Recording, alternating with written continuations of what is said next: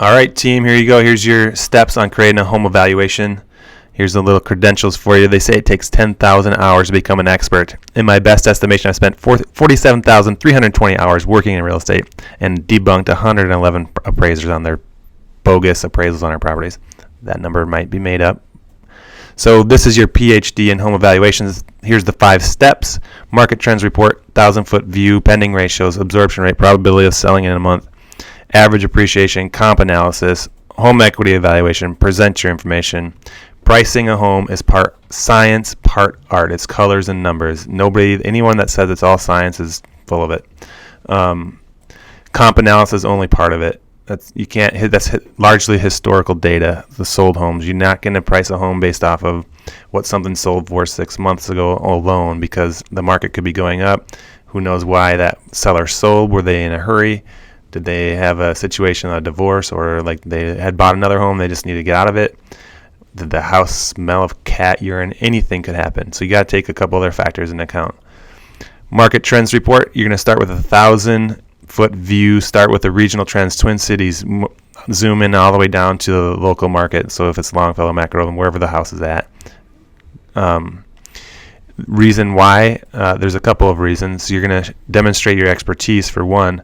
The next one, you're going to help them clearly understand what's going on in the market.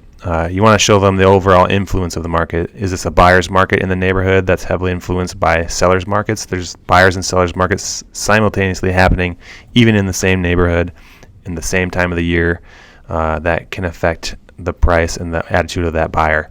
Likewise, there's sellers' markets heavily influenced by the buyers' markets around it. For example, seller's market in Longfellow, buyer's market in Egan's. The buyer from Egan comes to Longfellow and makes a lowball offer, and they're wondering why they didn't get the house because it's sold in multiple offers, or the seller's like, no, I'm going to take full price. So know what's going on in the market, and that was an example that I've had from the past when the market was kind of turning. But markets are always changing, so you got to pay attention to what's going on overall. Knowing the overall trends will help you educate your buyer on seller what to expect the short and midterm as well. So it demonstrates to them your knowledge of the real estate market. Here's a quote that I really love: "Value unarticulated is value unappreciated." So show them, demonstrate to them that you know what you're doing, that you can guide them through the process. Market trends report, regional info sparks. You can go on the MLS, click on Info Sparks, look at the Twin Cities region. On here, we're looking at median sell price, and you can see the trajectory is upward. So in the midterm, it looks real good for real estate. Average sale price, same thing, up 4.4% in Twin Cities. The really important piece is the month supply. That tells you what type of market it is. And right now in the Twin Cities, we're in a seller's market. Is it as high overall in the Twin Cities as parts of the city where we're under a month? Not quite, but overall, anything 4 months or less, seller's market. 5 months balance, 6+ buyer's market. So we're in a strong seller's market in all the Twin Cities right now. You're going to go through this information with them, and then you can bring it down even to, let's just say it's Longfellow community. Take the whole part of Longfellow and go through that same info. I like to use something else for this part of it, so I would just use Info Sparks for. You could use this, especially if it's not in one of the farm areas. I think this would be good to use. But here's what I use in Longfellow. So the regional absorption study, this defines the market, and this is what I'm talking about. Not Excel, sorry.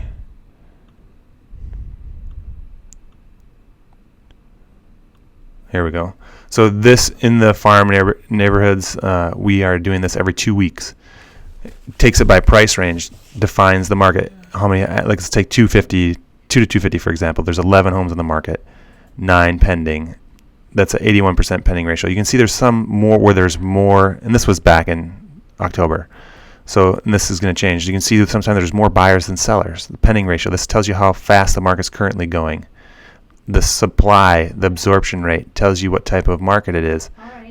Anything under a month is an extreme seller's market. This is that way in the 350, and this changes throughout the year. So you got to know where the market's at, what's the likelihood of your house selling if you're going to price it right. So here we go. I want to show you one other thing that makes this make a little bit more sense. This also goes over days on market, list the sale price. So you could use this even if you wanted to not do this whole thing. If it wasn't in the neighborhood, you could fill out the price range that home is in and plug all these numbers into there and show them that. I love this spreadsheet. You can feel free to use that. I'll send you a link. What I'm going to use and show you for making the price part of it make sense is right here. So this is a absorption analysis you could use on a specific property. You can see I did one here for this one on 59th Street. This is back in 2015. On that one, there was 8 homes on the market, current days in the market, average listed price, number of homes sold in the last 12 months, average days on the market, current average sale price. This starts to get plugged in down here and make more sense for you. Current number of homes on the market, there's 8. Number of homes that failed to sell, 28. Number of homes that sold in the past 12 months, 63. Number of homes sold per month. This is where it becomes important. 5.2. Divide that by 8, and you got, or 8 by that, and you get 1.52. That's your month supply of inventory. That's the absorption rate. If nothing else came on the market, that's how long it would take to sell everything that was there. So if you're plugging your house into the market and you want to, this becomes a little bit more important in a down market when you're trying to get them to see where it needs to be priced if they're, it's less than what they think it is. It also helps in a seller's market that you're going to probably have to be aggressive to get the home, especially if it's under a month or if it's under 2 months. So as you can see, this one was at 1.5 months. Here's where that comes into play. Down here, anything 0 to 2 months of inventory can price up to 10% above the market and still sell it. 3.4% months of inventory price aggressively with the market. 5 to 6 price with the market are to 5% below. And you can see if in this buyer's markets, you can sometimes have to price it below the market. Why is that? Because if the market's here and it's going down and you price it up here and it's not selling, you're going to be chasing the market all the way down. You're going to get less than if you did price it up here, which was 10% below where the houses were at. So here's the other part of it. You take the current number of homes that are on the market, number of new inventory from, this is if it's a seller from now to when they plan to list. Total inventory will be 15. Number of homes that are going to sell every month, 5.25. Number of homes that will not sell, 2. So 35% chance of selling in 1 month. Take that into account if they, what their goals are. If they need to sell in a month, where you're going to have to be priced in order to do that based on the competition that's out there. Okay, so we're going to move on to probability based on what you need to be. We just talked about that. Market trends report showed you the spreadsheet. Average appreciation. So for this, what you're going to do is you're going to go on the North Star, find when the homeowner bought the property. Take that year, hit the stats on it, and it's only for that same type of home. So if it's a single family, use single family, townhome, use townhome. For this example, we're going to use 4308 40th Avenue that we just sold. Hit sold. Oh, we don't need to do that right now. Let's say it's sold in 2003, so you can take 1/1/2003 to 12/31/2003. All single family. All of Longfellow, 381 sold. You're going to hit stats, tabular. Take this number here.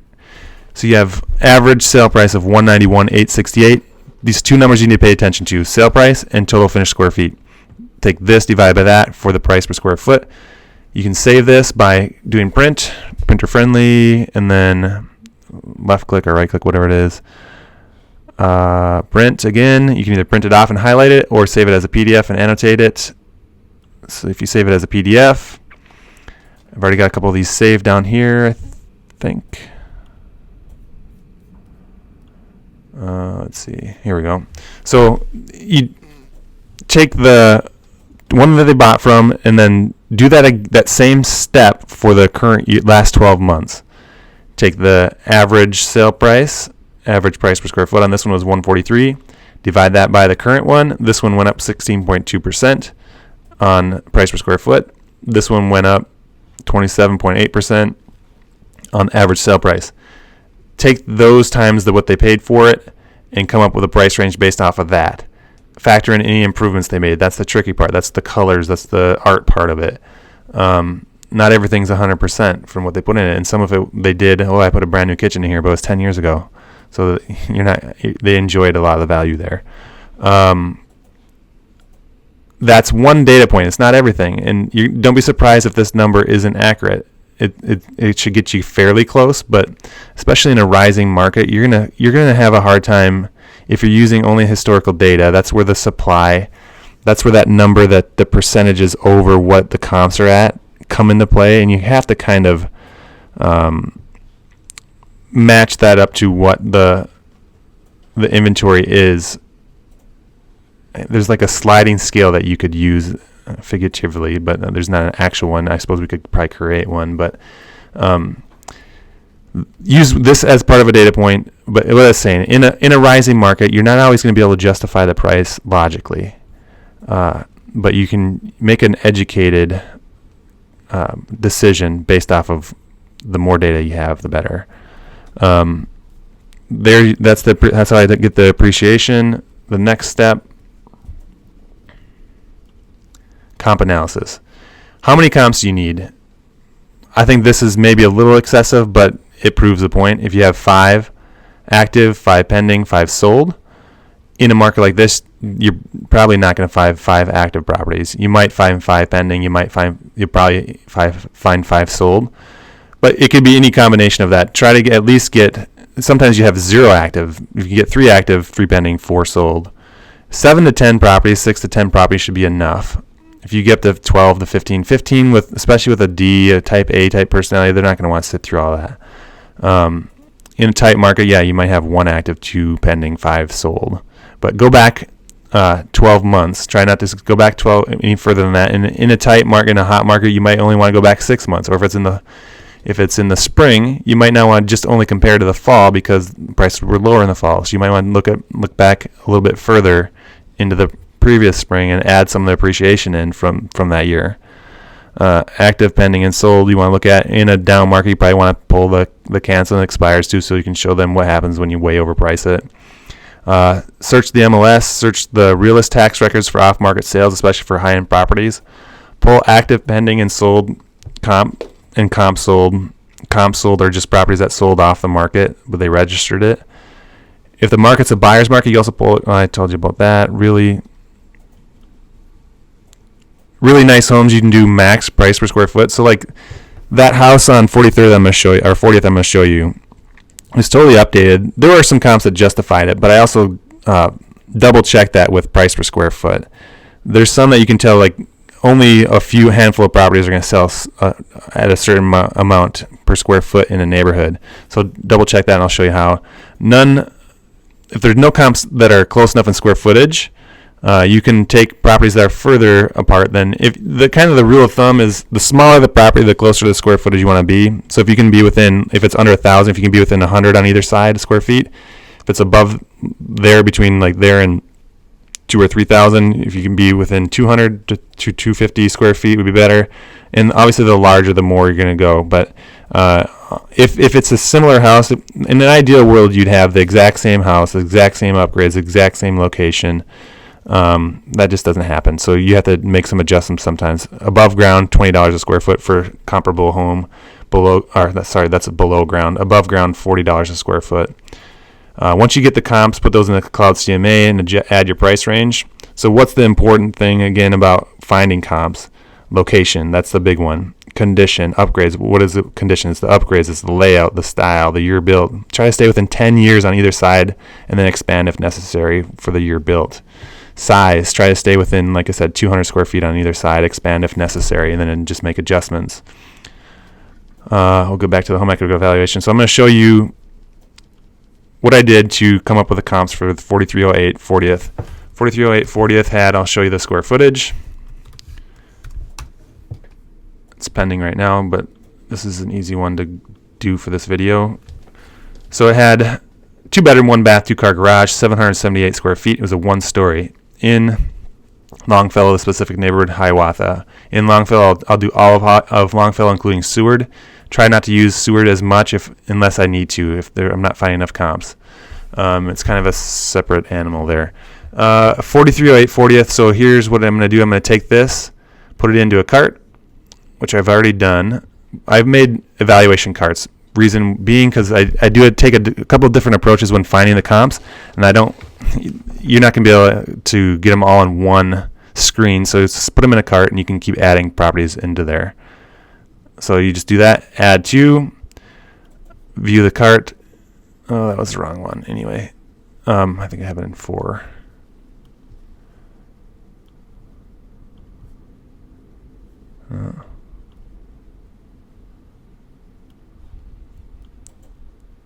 There we go. Okay, so when you're doing your search for the comps, active, pending, sold, comp sold, temporary unavailable for show, all of Longfellow, off market within the last 12 months. Okay, one thing I wanted to mention about location here that I didn't cover. If you are in an area you don't know particularly well, start small, then expand if you don't find enough comps. So if you find something that's on one of these streets, take the busiest 4 corners, the borders. So 150th, Pilot Knob, 140th, and say Cedar. Take this section, see if you can find enough comps, 7 to 10 comps in there. If not, expand it out even further. Take this general area. If not, still then, expand it out to all of Eagan. If you have a comp that's on water, try to only find other comps that are on water. If you have a comp that's on a golf course, try to find only comps on a golf course. In Longfellow, it doesn't matter if someone tells you they have a house on 46th Avenue and it should be worth as much as this home on Edmond. It's not. Edmond has a river view, 46th does not. So try to stay within similar types of locations. That's all. Okay, continuing on here. Searching for the comps last 12 months. So we're going to go back to January of 2016.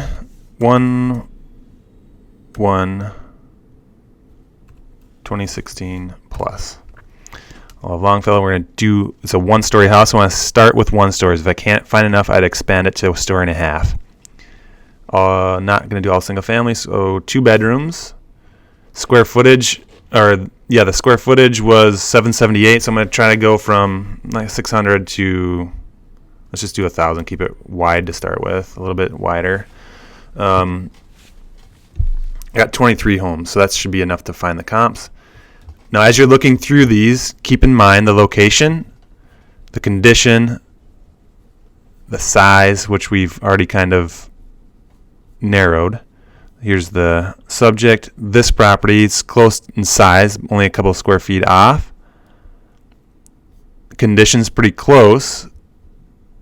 Some would say that's comparable, but look at the location. It's up close to Lake Street on 34th Avenue. It's not as desirable of a spot. That's going to affect the price. If it was 37th Avenue to the river, I'd say it'd be more comparable, but it's not, so I'm not going to use that one.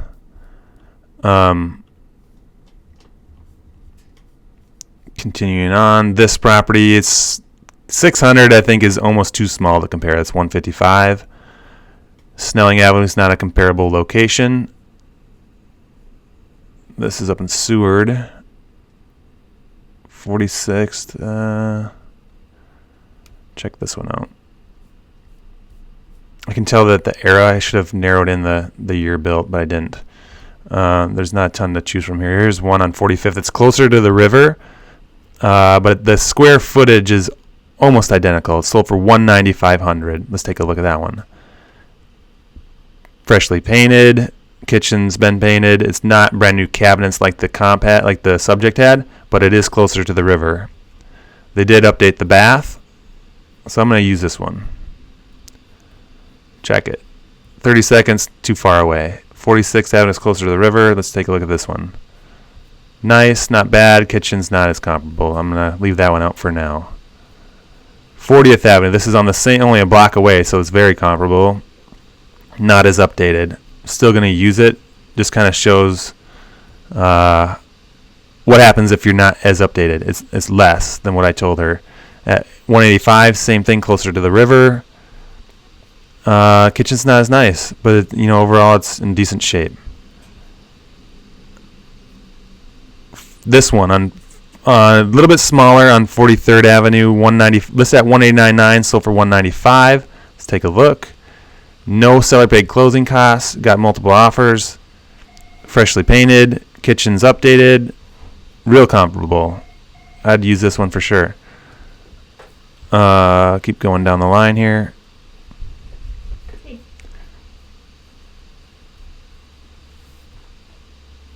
Where were we? Okay, that one. 41st Avenue is a good location. This one I know it wasn't comparable because it had a funky layout and it wasn't updated, so not going to use it.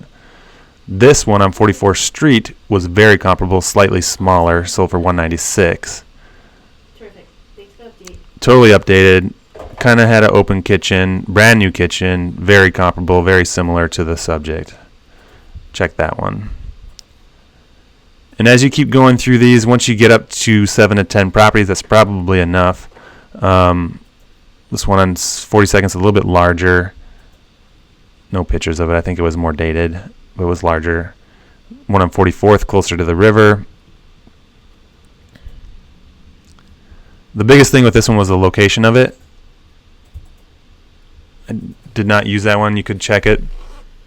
And this one on 40th is one that we did sell, same avenue, further north. But it had a master suite, so that second bath, especially being a master suite, was huge, and it had a basement with 3 egress windows, so it was pretty easy to finish. This one we did not use as a comp. Plus, it was larger. I believe this one was the highest price per square foot in the neighborhood as well last year. So we've got those hit. Let's see, hit. Add those to the cart. So you've got cart 5, add them to it. Now you're going to view that cart. In order to add these into Cloud CMA, you're going to check all of them. Remove the subject. Copy the subject's address. You need this in 2 spots. Scroll down, hit Actions, Cloud CMA. Paste the address in here. That's what shows up on the Cloud CMA for sorting the evaluations you've done. Here, it pulls in. You got to make sure you pick the right state. Sometimes I've done that. This is the front page of the CMA, or the evaluation. It pulls in the aerial view of it. And then your square footage was 778. 2 bedrooms, 1 bath. Why is this important to enter in? Because it spits out a price per square foot suggested value based on that and the comps. So now you're going to hit Fetch Listings.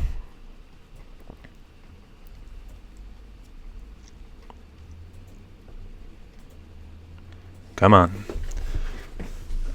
Once that gets pulled in, you can enter the price range based on the comps, and I'll tell you what I put on here. While that's loading, I'm going to show you one other thing. So this property, if we priced it at the price range of $195, it had 778 square feet. That price per square foot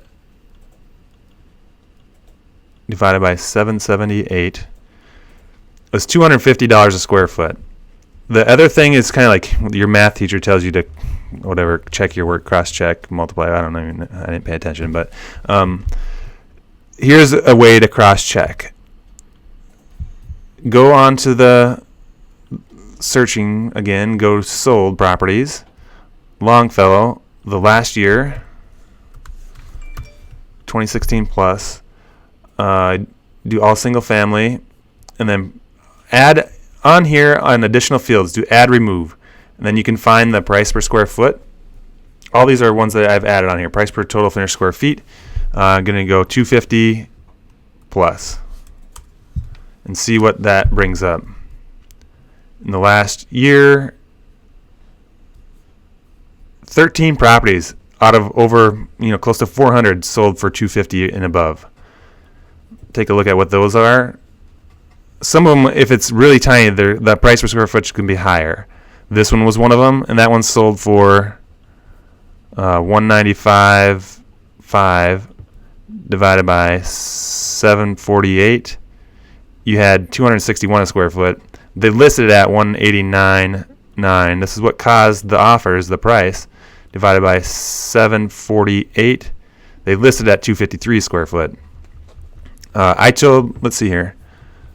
This one here was even higher, I want to say. 190, 194. I'm going to show you what they listed at. 94.9 divided by 720. They listed at 270 a square foot. I mean, that was huge. This one sold for 239.5 divided by 840. $285 a square foot. So you can see that $250 a square foot is reasonable. Some of these were, this one obviously was closer to the river, so it might have a little bit more value to that. But asking $250 a square foot for that property is not out of the question. So that's another thing that tells me that you're good to go. Let's see. There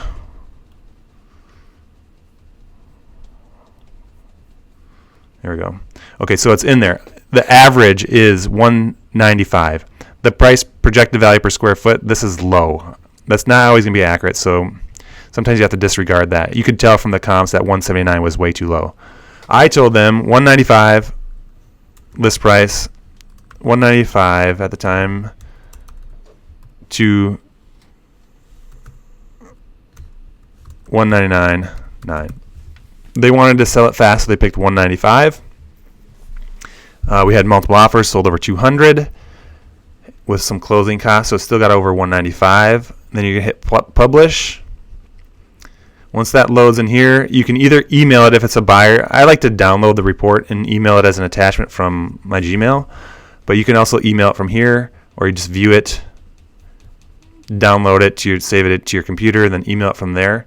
On here, this is where if you're working with a seller or a buyer, if you're in person, you're going through this information. This is how you demonstrate your knowledge of the market. When you can say, I've been through these properties, and here's why this one sold for this, and why this one sold for that. Here's why it's different from your house.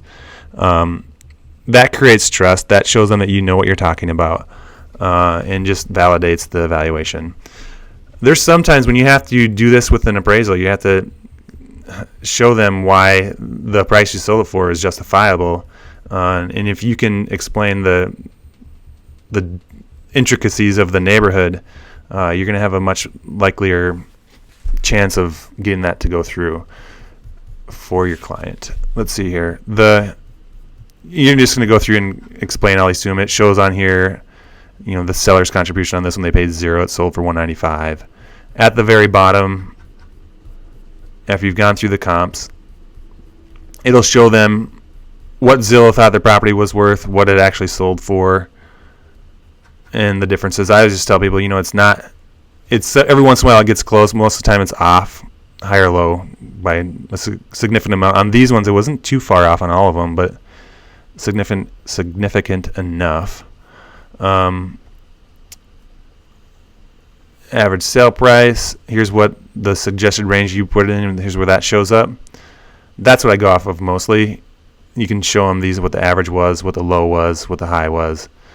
So we can price it high, but here's what it looks like you need to be: $195 to $199 in order to sell, and maybe even still get multiple offers on it. So that is the comp analysis. Home equity evaluation. Here's where you're going to add in, especially for a seller. It's not going to make sense on the buy side because obviously it doesn't. Instanet. You've created a file for them. Let's see.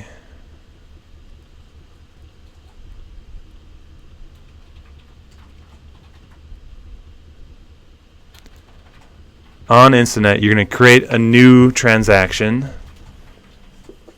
So create a new transaction. Name it 4308, whatever the property is, 40th Avenue Test. Template. You should have already had your templates created in here. Listing paperwork. Import data. If it's not on the market yet for a new seller, you're going to do Realist, North Star. Then find that property. 4308. 40th.